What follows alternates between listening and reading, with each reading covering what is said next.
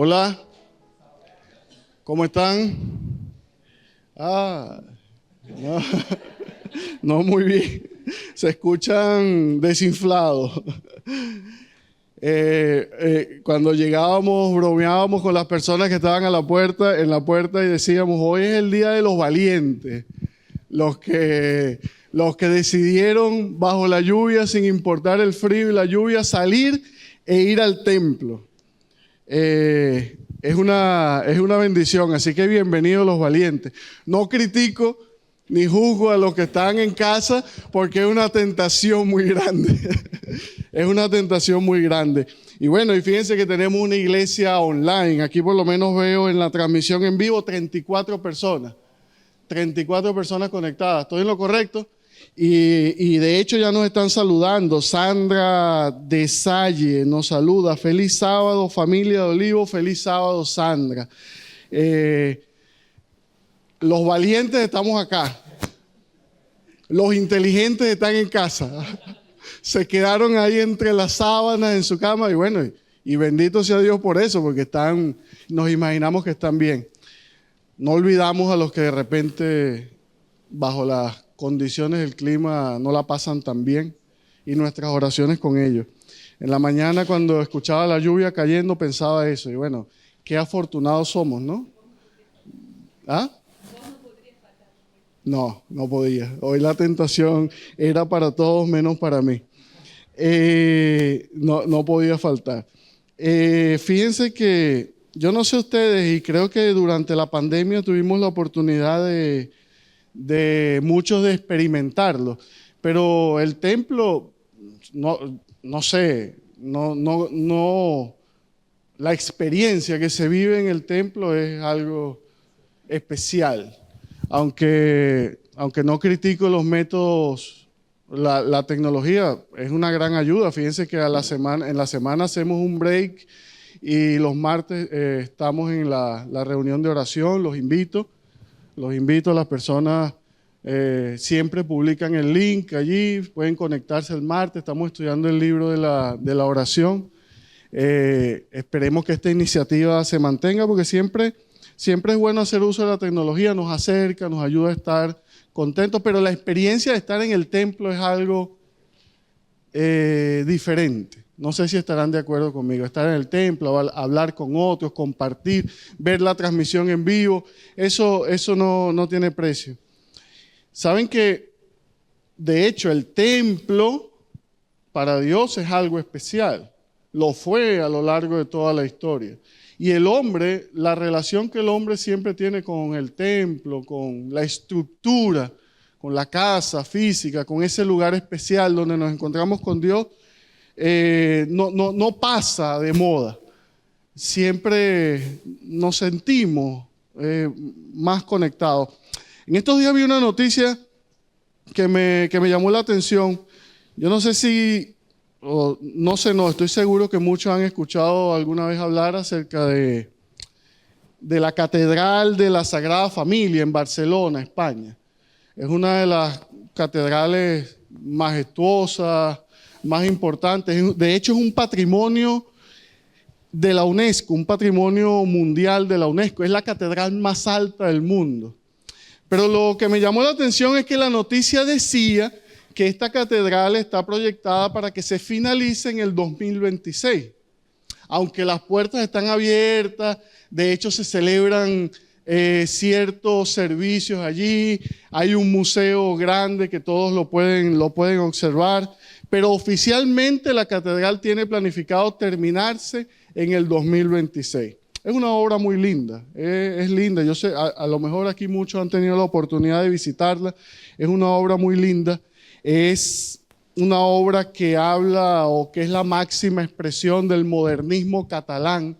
Su arquitecto en jefe, Antoni Gaudí, fue el que inició esa obra, pero lo curioso es que esa obra se empezó en 1882 y cuando se termine van a ser hace 142 años que se inició la obra. 142 años en construcción. Pero saben que hay algo que me llamó la atención de esta catedral, es que cuando tuve la oportunidad de visitarla y pasaba por uno de sus museos. Había una inscripción de una frase de Gaudí que decía: no hay que lamentar que yo no pueda acabar el templo. Yo me haré más viejo, pero otros retomarán el trabajo. De este modo será incluso más grandioso. Ahí me llamó la atención porque no es un sentimiento muy común este. Por lo general los seres humanos, cuando iniciamos algo, y más cuando se trata de una obra majestuosa, queremos terminarla, porque queremos recibir la recompensa, queremos recibir el premio, queremos recibir la gloria, la pompa, nos queremos llevar el trozo del pastel. Y no es un sentimiento muy común que él diga: yo no lo voy a terminar, eso es seguro, porque era un proyecto bien ambicioso. De hecho, en la ciudad hay varios, en Barcelona hay varios expresiones de este arquitecto, pero su máximo monumento es este. Ahí se condensa o se concentra toda su cúspide de conocimiento en su ciencia, que era la arquitectura en su ciencia. Y me llamó la atención cuando leí esta inscripción, porque no es un sentimiento común. Siempre iniciamos algo, queremos terminarlo, queremos llevarnos el reconocimiento, pero él dice que lo más grandioso para él es que otros lo terminen. Su técnica se especializa en hacer maquetas bien, pero bien detalladas, a escala, con cada cosa, cada detallito, y por eso esta obra ha ido o se ha tardado tanto en terminarse. Cuando leía esto, indudablemente pensaba en la obra que Dios ha iniciado en nosotros, pero Él sí quiere terminar y va a terminar. Yo no sé si recuerdan allí en Filipenses capítulo 1, versículo 6, que dice: estoy seguro, dice Pablo, estoy seguro de que Dios, el que comenzó a hacer su buena obra en ustedes, la irá llevando a buen fin hasta el día que Jesucristo regrese. Hay una buena obra que Dios comenzó en el templo de nuestro corazón, en nuestro templo. A diferencia de esta obra de la Catedral de la Sagrada Familia, Dios ha prometido que la va a terminar. Y damos gracias a Dios por eso. Saben que hablando del templo y hablando de esto, de la construcción, de la obra, hay episodios porque Dios es reconocido como un creador, como nuestro Salvador, como nuestro Dios, como nuestro todo. Pero no siempre Dios construye. Hay veces que Dios destruye. Suena paradójico y no es muy común porque siempre asociamos a Dios como creador, como hacedor, como constructor. Pero hay veces que Dios necesita destruir para poder rehacer. Y las veces que Dios lo hizo,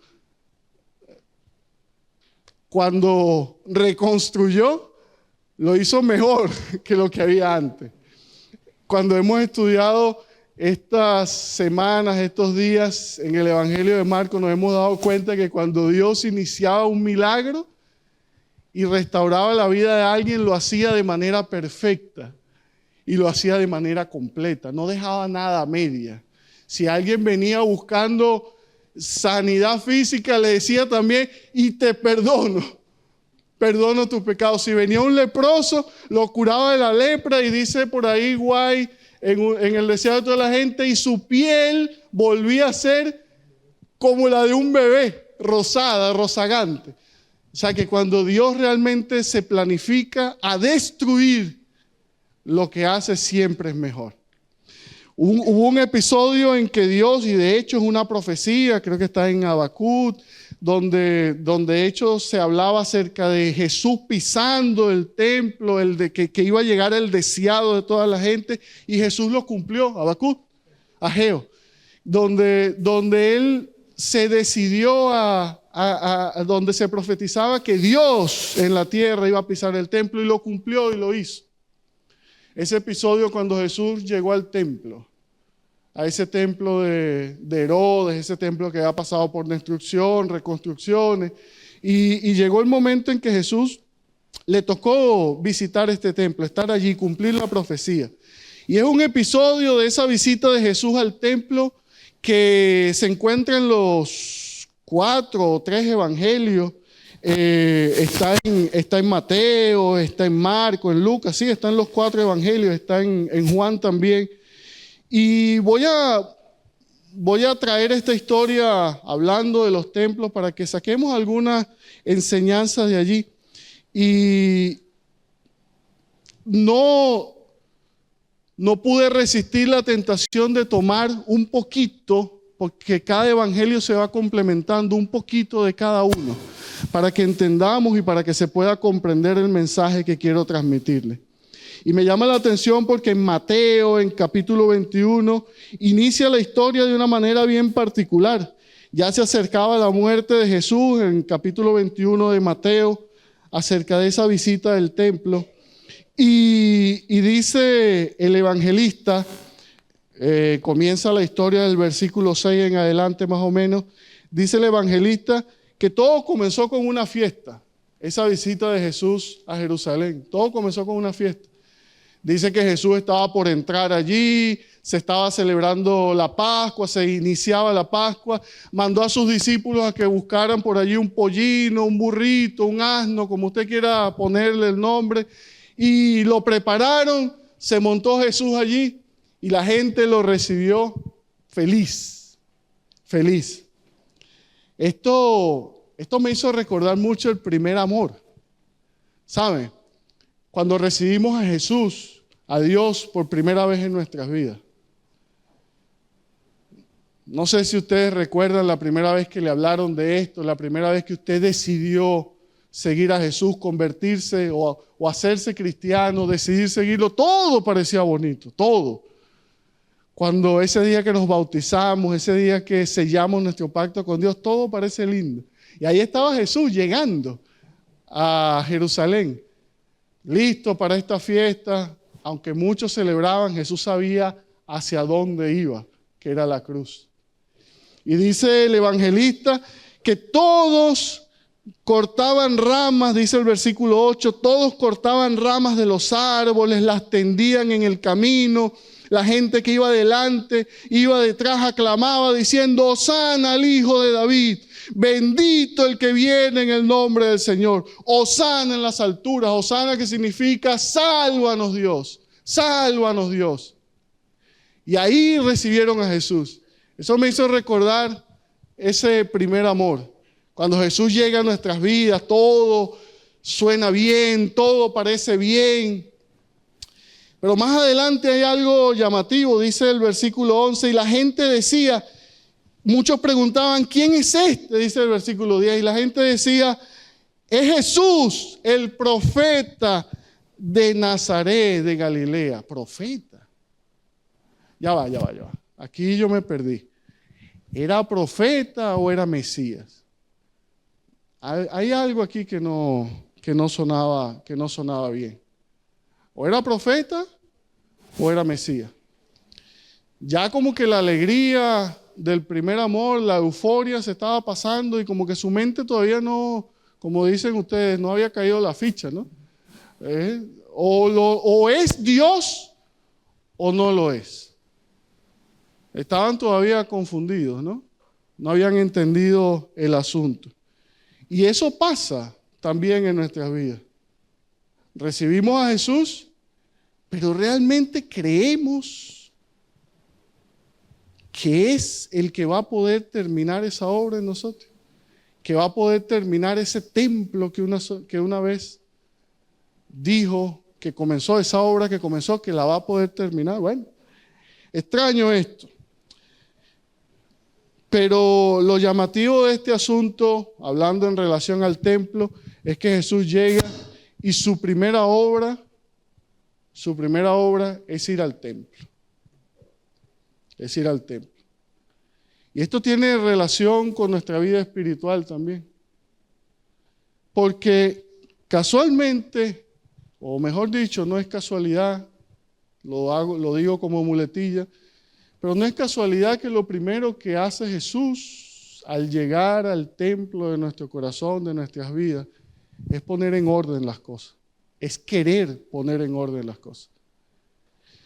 Dice que cuando Jesús llegó al templo, dice el espíritu de profecía, los atrios del templo de Jerusalén estaban llenos de tumulto, de un tráfico profano. Representaban con demasiada exactitud el templo del corazón, contaminado por la presencia de las pasiones sensuales y de los pensamientos profanos. En pocas palabras, cuando Jesús llegó al templo, lo que consiguió fue un caos, una anarquía. Se había desvirtuado la adoración de Dios. Cuando Jesús llega a nuestras vidas, no todo está en orden. Y muchas veces lo que quiere Él hacer, o mejor dicho, el primer acto que Jesús quiere hacer en nuestras vidas es poner cada cosa en su lugar. Apagar un poco la bulla, porque dice también el comentario bíblico que la bulla que había en el templo no permitía ni siquiera escuchar las oraciones que se elevaban a Dios. Ni siquiera. Era tanta la anarquía, era tanta la bulla, era tanto el desorden, el caos, que no se entendía ni siquiera el sentido de la oración. Jesús, dice el Evangelio de Juan, hablando de esta historia también, en Juan, esta historia está en el capítulo 2, en Mateo está en el capítulo 21, en Juan está en el capítulo 2. Dice que lo primero que hizo Jesús, dice el versículo 15, y haciendo un azote de cuerda, echó fuera del templo a todos, a las ovejas, los bueyes, esparció las monedas de los cambistas y volcó las mesas y dijo a los que vendían palomas, quitad de aquí esto y no hagáis de la casa de mi padre casa de mercado. Jesús nos ordena que quitemos lo que no está en su lugar, lo que no debe estar allí, lo que quita la atención a Dios, lo que quita la atención a la verdadera adoración. Y saben que hay algo interesante porque Juan no se le escapó ese detalle. Agarró, hizo un látigo de cuerdas y este látigo significa autoridad. Y es la autoridad que tiene Dios de demoler todo para rehacerlo nuevamente. Hago un pequeño paréntesis porque yo no sé si ustedes alguna vez han escuchado en la iglesia, hay que poner carácter, hay que... No lo he escuchado aquí, no, pero alguna vez lo he escuchado. No, no, hermano, usted no tiene que tener el látigo. Aquí nadie tiene que tener el látigo. La autoridad es de Dios. La única autoridad es de Dios. Y es Dios el que inició la obra y el que quiere y debe terminarla. Y continúa la historia hablando de todo esto, porque cuando Jesús comienza a destruir, porque su intención final es reconstruir y hacer las cosas mejor. Llegaron ciertas personas, dicen los evangelios, específicamente leo Juan. Entonces, después que Jesús hace esto, entonces se acordaron sus discípulos, escrito está, el celo de tu casa me consume.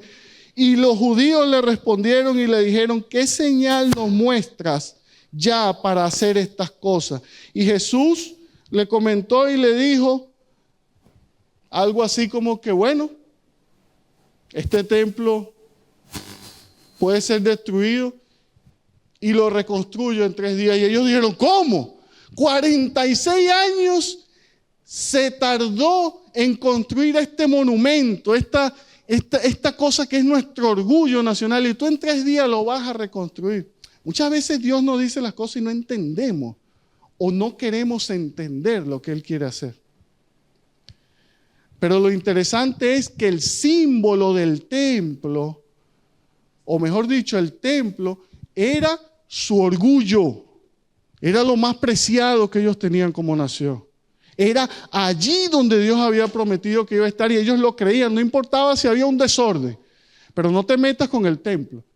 Y saben que en relación al templo, por ahí en Mateo capítulo 26, fue esta la acusación que se le presentó contra Jesús, porque trajeron testigos falsos cuando habían atrapado a Jesús, que Judas lo había entregado. Les hago un poquito de contexto de la historia. Ahí en Mateo 26, no lo vamos a leer por razones de tiempo, pero fue el único testigo veredicto del que se tomó el Sanedrín para acusar a Jesús. Dijo, no, dijo que iba a demoler el templo y que en 3 días lo iba a levantar. Ah, sí. Por fin conseguimos algo con que acusar a Jesús. Y lo había hecho y lo había dicho. Pero los fariseos le habían dicho, mira, en 46 años se construyó esto y tú lo vas a reconstruir en 3 días. Se podía hacer hasta como un acto terrorista de parte de Jesús. Quiere destruir el templo. Ese templo simboliza muchas veces el orgullo, el no querer dejar que Jesús ponga las cosas en orden en nuestras vidas. Y más que orgullo, ¿saben qué es? Desconfianza. ¿Saben que muchas veces he conseguido personas que no creen que Jesús realmente puede hacer un milagro en sus vidas? Y es triste, es lamentable. Personas que tienen miedo a acercarse, o se sienten rechazados, o no se sienten perdonados. Pero Jesús puede hacer el milagro que esperamos en nuestras vidas. Lo puede hacer. La única diferencia es que somos nosotros los que debemos permitírselo. Ya la invitación de Jesús está hecha. Y de hecho dice la hermana Guay en el deseado de toda la gente, solo Cristo puede purificar el templo del alma, pero no va a forzar la entrada. No viene a los corazones como de antaño a su templo, sino que dice, he aquí, yo estoy a la puerta y llamo. Si alguno oyere mi voz y abriere la puerta, entraré a él vendrá, no solamente por un día, porque dice, habitaré y andaré en ellos, y ellos serán mi pueblo. Él sujetará nuestras iniquidades y echará a los profundos del mar todos nuestros pecados. Su presencia limpiará y santificará el alma, de manera que pueda ser un templo santo para el Señor y una morada de Dios en virtud del Espíritu Santo. Dios muchas veces necesita destruir, necesita poner las cosas que nosotros creemos que están en orden para rehacerlas de nuevo, pero para hacerlas mejor. Y quiero decirles que cuando esto sucede, se cumple lo que yo les acabo de leer. Cuando le permitimos a Dios que haga los cambios en nuestras vidas, cuando nos sometemos a la autoridad de Dios, cuando le abrimos las puertas del corazón de nuestro templo, dice acá que el Espíritu de Dios será permanente. Es el reavivamiento del que habla la Biblia. Muchas veces necesitamos permitir que Dios reforme. Necesitamos permitir que Dios haga reformas en nuestras vidas, transformaciones en nuestra vida para que el Espíritu Santo pueda morar de manera permanente. Saben que no solamente en un sentido simbólico, hablando del templo espiritual, de nuestro corazón, de nuestra alma, es este mensaje, sino que también muchas veces la iglesia, nuestras iglesias, necesitan dejar que Dios ponga las cosas en orden para que el Espíritu Santo pueda morar permanentemente. Me gusta cómo termina esta historia en Mateo, esta historia del templo. En el versículo 16 dice que una vez que Jesús hizo todo esto, el versículo 14, dice, y en el templo se acercaron los ciegos, los cojos y los sanó. Una vez que Dios ordenó el templo, se acercaron los ciegos, los cojos, y dice la historia que todos también gritaban, Hosana, Hosana, sálvanos, Señor. ¿Ven lo que pasa cuando las cosas no están en orden? No se pueden acercar los que necesitan a Dios. A veces hay tanta bulla, hay tanto ruido en nuestras vidas, en nuestro cerebro, en nuestras iglesias. A veces está todo tan patas arriba que los que realmente necesitan llegar ahí, a los pies de Jesús, no pueden. No pueden. No pueden pasar entre las mesas, no pueden pasar entre los animales, no pueden escuchar no se puede escuchar la adoración a Dios. Y esto ofendió a muchos también, porque ni cojos, ni ciegos, ni tullidos podían estar allí. Era inmundo, eran personas execradas, pero sin duda alguna que son los que realmente necesitaban estar allí. Mis queridos hermanos, muchas veces es necesario que Dios ordene primero, haga las cosas, genere cierto caos, cierta incomodidad. Porque cuando lo invitamos a nuestras vidas, de repente todo parece bonito, como cuando Jesús llegó a Jerusalén. Él pensaba que iba a ser toda una fiesta y no, o sea, la fiesta se acabó. El primer acto fue llegar allí al templo,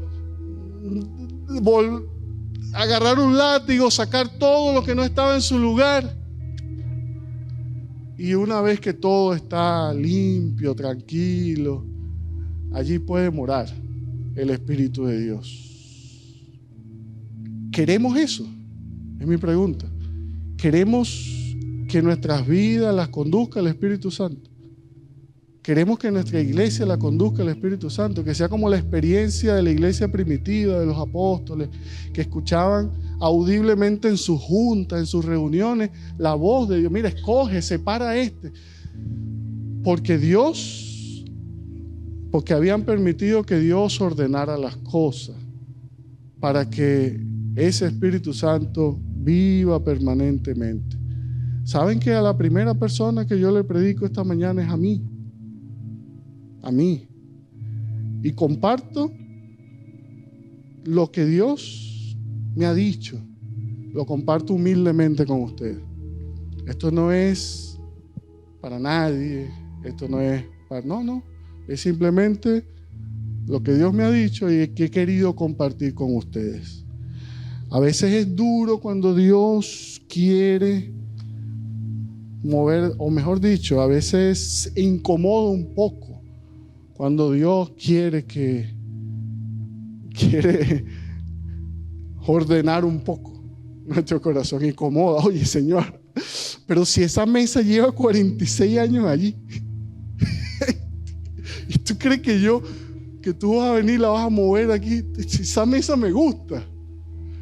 Si eso yo estoy acostumbrado a eso, tiene 46 años. Y tú vas a llegar así de buenas a primera y lo vas a sacar y vas a poner ahí. No la toque. Esa mesa es mía. Es bonita, me gusta, me da placer. Pero hasta que no le permitamos a Dios que ordene las cosas, y nosotros nos sometamos no a la autoridad de nadie con el látigo, sino a la autoridad de Dios, allí es donde va a comenzar el verdadero milagro. A diferencia de Gaudí, que no pudo ver su templo terminado, nosotros lo vamos a ver. Dios va a terminar el templo que una vez comenzó. ¿Se los queremos permitir? Si esa es tu voluntad, ora conmigo.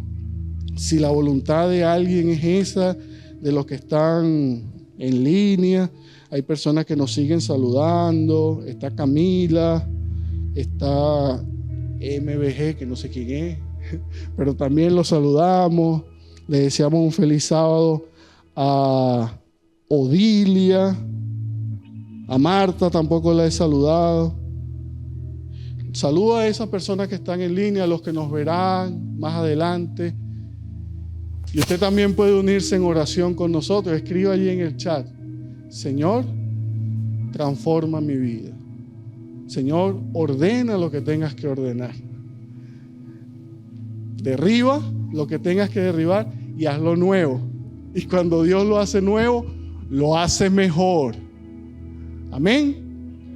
Cuando Dios lo hace nuevo, lo hace mejor. Quien quiera unirse a mi oración, colóquese en pie. Quien quiera arrodillarse en su casa, cierre sus ojitos. Únase a nosotros en oración. Querido Padre y Dios nuestro, te alabamos, te glorificamos, te damos gracias, porque una vez te recibimos en nuestras vidas, una vez te recibimos y para siempre. Que tu Espíritu Santo selle esa decisión. Ordena nuestras vidas, nuestros hogares, nuestra iglesia. Permítenos que seamos dóciles a ti, para que en medio de esa tranquilidad y esa paz que solo tú puedes darnos, podamos recibir tu Espíritu hasta que vengas a buscarnos.